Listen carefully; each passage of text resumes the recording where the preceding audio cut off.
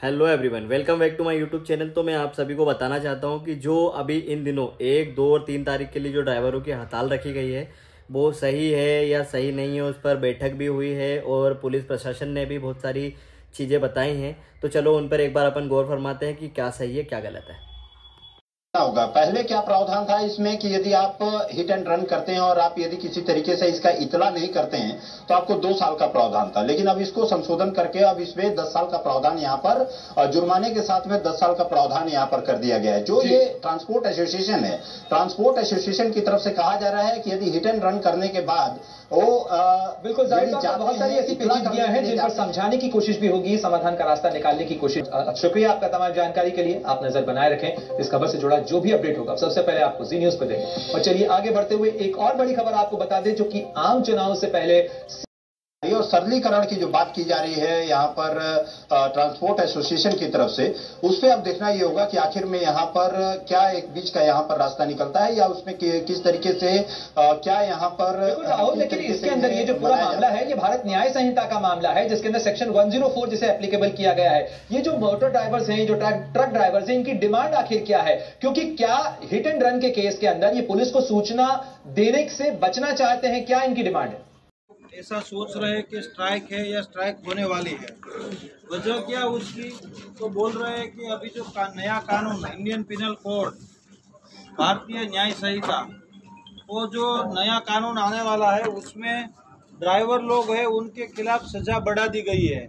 इसकी वजह से ये सब हो हल्ला हो रहा है, पर ये सब लोगों की अज्ञानता है। किसी को पता नहीं है कि ये कानून बनाने का कारण क्या है, इसके पीछे की वजह क्या है और सही में क्या कानून आया है। जो पुराना कानून था और नया कानून है उसमें बहुत बड़ा तफावत नहीं है। अभी आप लोगों ने देखा होगा आए दिन लास्ट 5-10 साल में ऐसे बहुत सारे एक्सीडेंट कार के द्वारा भी होते हैं कि बहुत स्पीड में कार चलाते हैं, 100, 150, 200 की स्पीड तक कार चला के चले जाते हैं और एक्सीडेंट करके कोई लोग एक या एक से ज़्यादा लोग मर जाते हैं। और फिर जब इन्वेस्टिगेशन करने की बारी आती है तो वैसी कार या कुछ भी मिलता नहीं है, ड्राइवर कौन है क्या नहीं। तो जो लोग मर जाते हैं उसके फैमिली को कुछ ना कुछ मुआवजा मिले, उसके लिए ये कानून में ये प्रावधान। इसकी पीछे की वजह ये है कि कोई एक आदमी है वो पूरे फैमिली का भरण पोषण करता है, उसको खाना पीना देता है, बाहर कमाने जाता है। आप लोग ड्राइवर है, ट्रक ड्राइवर है, तो आप लोग आसाम से गुजरात आते हैं, गुजरात वाले तमिलनाडु जाते हैं, पूरे देश में घूमते रहते हैं, इसलिए पैसे कमाने के लिए। पर ये कानून जो है वो आपको ड्राइवर यानी सिर्फ आप ट्रक ड्राइवर हो उसके लिए नहीं है। जो भी 4 व्हील चलाता है, जो भी 2 व्हील चलाता है, सभी के लिए वही है। अगर मैं भी मेरी कार लेके चलूँ तो मेरे ऊपर भी ये कानून लगता है। और ये तब लगता है, इसमें 2 है, जो कलम है उसमें 2 प्रावधान है। एक वैसा है कि अगर आपसे एक्सीडेंट हुआ है और कोई आदमी मर जाता है तो उसकी 5 साल की सजा है। दूसरा प्रावधान ये है कि अगर आपसे कोई एक्सीडेंट हुआ है और आप अपनी गाड़ी लेके भाग जाते हैं, आप खुद भी भाग जाते हैं और किसी को पता नहीं करते हैं, तो वो दूसरा प्रावधान है, वो है कि वो उसमें 10 साल की सजा की। अगर आप एक्सीडेंट हुआ है, आपकी गाड़ी छोड़ के नज़दीकी जो भी पुलिस स्टेशन है, नज़दीकी जो भी मजिस्ट्रेट साहब है उनके वहाँ चले गए, तो आपके ऊपर वो दूसरा वाला नहीं लगने वाला है। आपके ऊपर पहले वाला प्रावधान है, जो पहले वाला क्लोज है वही लगने वाला है, जो 5 साल का है, जो अभी भी है। अभी चालू जो कायदा है उसमें भी वही है। आप लोगों के बहुत सारे दोस्त होंगे जो ड्राइवर होंगे जिनके एक्सीडेंट हुए हैं, उनमें कहीं आपने सुना है कि वो 3 साल या 5 साल जेल में रहा। वो एक्सीडेंट होता है, पुलिस स्टेशन हाजिर होता है, जमानत होती है और छूट जाते हैं, फिर कोर्ट में केस चलता है। ठीक उसी तरह इसमें भी वैसा है कि आप लोग का एक्सीडेंट किसी से होगा, एक्सीडेंट हुआ, किसी की मृत्यु हुई, आप पुलिस स्टेशन चले गए तो आपके ऊपर वो क्लोज ही नहीं लगेगा 10 साल वाला, बात खत्म हो गई। अगर आपको डर लगता है कि चलो लोग इकट्ठा हो गए और आपको मारेंगे एक्सीडेंट की वजह से, तो वो आपका राइट है कि आप वहाँ से भाग जाओ, पर आप भाग के अपने राज्य में कहीं दूसरी जगह पे ना चले जाओ। आपके ट्रांसपोर्टर है, आपका जो भी सुपरवाइजर है, उनके पास जाओ, उनके साथ जाके पुलिस स्टेशन चले जाओ, बात खत्म हो गई। आपका केस भी वहीं निपट जाएगा और कोई पब्लिक वगैरह किसी का डर भी नहीं रहेगा। इसमें अगर कार नहीं मिलते है, ट्रक नहीं मिलता है, तो जो भी आदमी है कमाने वाला जिसकी मृत्यु होती है उसका पूरा परिवार है वो बिल्कुल पीछे धकेला जाता है। फिर उसको फिजिकल हाजिरी जो अपने आदमी है उसकी नहीं मिलती है, ना ही उसका मेंटल सपोर्ट मिलता है क्योंकि आदमी तो चला गया। और मेन चीज़ बच्चों की परवरिश जिसमें उसका एजुकेशन हो, स्टडी हो, वो रुक जाता है, लोगों का खाना पीना रुक जाता है। तो ये सब कब होता है? जब सामने वाले की गाड़ी ना मिले।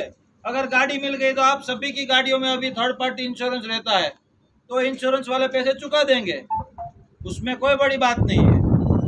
तो ये सब जो है वो मेनली अभी पिछले 5-10 सालों में जो एक्सीडेंट हुए हैं, जो कार वालों ने किए, कई कई जगह पे ट्रक वालों ने भी किए, ऐसा नहीं कि सिर्फ कार वालों ने किए, पर ज़्यादातर ऐसे बड़े एक्सीडेंट है जो ओवर स्पीडिंग के हैं वो सभी कार वालों ने किए हुए हैं। तो ड्राइवर यानी आप ऐसा मत समझो कि आप ट्रक के ड्राइवर की बात है इस एक्ट में। सभी ड्राइवर हो, 2 व्हीलर का हो, 4 व्हीलर का हो या किसी का भी ड्राइवर हो, वो सबकी बात है इसमें। सबके लिए, कितना बड़ा आदमी हो, कितना छोटा आदमी हो, सबके ऊपर यही एक्ट लगेगा। और जो ये एक्ट लगा है, आप सोचिए आज आप ड्राइविंग करें, आज ट्रक में है, ठीक है, कल आप भी बाइक लेके कहीं जा रहे होंगे, आप भी चल के साइकिल लेके कहीं जा रहे होंगे, आपका भी एक्सीडेंट होगा, ना करे कुदरत, और आपके साथ कुछ हुआ तो आपके फैमिली के लिए क्या रहेगा? कुछ नहीं, कार ड्राइवर कुछ नहीं मिलेगा, तो फिर इंश्योरेंस भी नहीं मिलेगा। आपके परिवार वाले भी कहीं किसी जगह पे ऐसे हो सकते हैं, विक्टिम, भोग बननार, ठीक है। तो ये सबके लिए है, जनरल सोच के लिया है, किसी के खिलाफ जाके या ड्राइवर को ऐसा करने के लिए नहीं लिया है। और दूसरी बात है 7 लाख मुआवजे की बात जो हो रही है, ड्राइवर लोग समझ रहे हैं 7 लाख तो जैसे कि एक्सीडेंट हुआ और वहीं के वहीं नहीं बोलेंगे पुलिस या कोई कि चलो 7 लाख भरो अभी का अभी वरना जेल में जाओ। वो तो जब केस चलेगा, ट्रायल चलेगा और उसमें वो कोई आदमी जो ड्राइवर है वो दोषी पाया जाएगा तब की बात है। तो इसमें आप लोग जो गलत बहकावे में आके कुछ करने वाले हैं या कुछ लोगों ने किया है वो वैसा मत करो। ड्राइवर लोग हैं, ठीक है, आप आसाम से, तमिलनाडु से, मणिपुर से, कहाँ से या कमाने आते हैं। आप लोग ये होल्ला में जाओगे तो आपने किया होगा या नहीं किया होगा, आप लोग रोड पे होगे, जब भी ब्लॉक होगा तो आप लोग दोषी पाए जाओगे, आपको पकड़ा जाएगा। तो जब एक्सीडेंट होगा तब होगा, शायद ना भी हो पूरी लाइफ में आपसे एक्सीडेंट, उसका विरोध आप कर रहे हैं कि जो होने वाला है नहीं होने वाला जिसका पता नहीं है उसका विरोध आप अब कर रहे हो और उसकी वजह से अभी जेल में जाओगे। जिसके लिए आप विरोध कर रहे हो जेल में ना जाए उसके लिए अभी जेल में जाना पड़ेगा। तो आप अपना दिमाग लगाओ, आपका व्हाट्सएप जो आ रहा है उसके ऊपर सिर्फ निर्भर ना रहो, जो भी वीडियो आ रहे हैं उस पर निर्भर ना रहो। जहाँ पर भी ब्लॉकेज हुआ, कोई बोल रहा है कोई ड्राइवर ने वीडियो बना के भेजा कि मुझे मारा, तो उसको किसने मारा है? आपके ही भाई है ड्राइवर लोग, उन्होंने ही मारा है। कोई पब्लिक को इसमें ये नहीं है कि रोड ब्लॉक करो या ऐसा कुछ करो, आपके भाई है ड्राइवर, उन्होंने इसको मारा होगा। तो ड्राइवर ही ड्राइवर को परेशान कर रहे हैं। पूरे इंडिया में, पूरे गुजरात में पुलिस प्रशासन आपके साथ में है। आपको ऐसी एक से एक अपडेट के लिए जुड़े रहे हमारे यूट्यूब पेज से। तो मिलते हैं नेक्स्ट ब्लॉग के साथ।